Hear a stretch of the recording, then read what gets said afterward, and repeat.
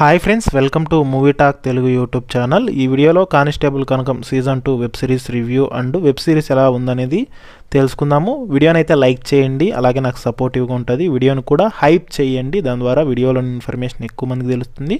కొత్తగా ఎవరైనా ఛానల్ చూస్తూ ఉంటే సబ్స్క్రైబ్ అయితే చేసుకోండి.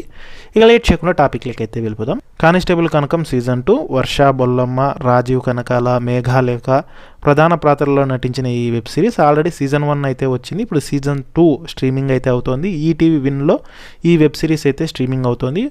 ఒక్కొక్క ఎపిసోడ్ అరౌండ్ 30 మినిట్స్ అయితే ఉంటుంది. సో మొత్తం 4 ఎపిసోడ్లు అయితే ఉన్నాయి. ఇక ఈ సీజన్ 2 వెబ్ సిరీస్ సీజన్ 1తో పోలిస్తే బాగుందని చెప్పొచ్చు. నెరేషన్ కూడా చాలా గ్రిప్పింగ్ అయితే ఉంటుంది.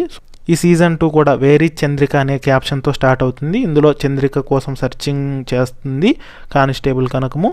ఒకవేళ మీరు సీజన్ 1 చూడకపోతే సీజన్ 2 చూసినట్లయితే కనుక మీకు సీజన్ 2 అనేది అర్థం కాదు. సో సీజన్ 1 చూసి సీజన్ 2 అయితే చూడండి. అలాగే స్టోరీ లైన్ చంద్రిక ఏమైంది, అలాగే చంద్రిక బతికుందా లేదా అనేది, కానిస్టేబుల్ కనకం ఎలా ఇన్వెస్టిగేషన్ చేసింది, ఆ ఇన్వెస్టిగేషన్ పార్ట్ అంతా ఇంట్రెస్టింగ్ అయితే ఉంటుంది. మొత్తం 4 ఎపిసోడ్లు తొందరగానే అయిపోయినట్లు ఉన్నా కూడా ఇంట్రెస్టింగ్గా వెళ్తుంది. సీజన్ 1తో పోలిస్తే సీజన్ 2లో ట్విస్టులు కొంచెం ఎక్కువగా అయితే ఉన్నాయన్నమాట.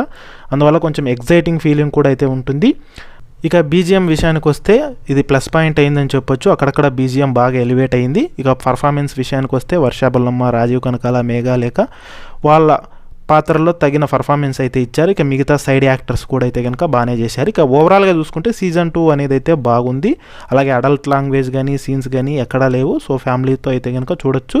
అలాగే లాస్ట్లో సీజన్ 2 ఎండింగ్లో సీజన్ 3 ఉందని హింట్ అయితే ఇవ్వడం జరిగింది. సో ఇంకా సీజన్ 3 కోసం అయితే వెయిట్ చేయాల్సి ఉంది.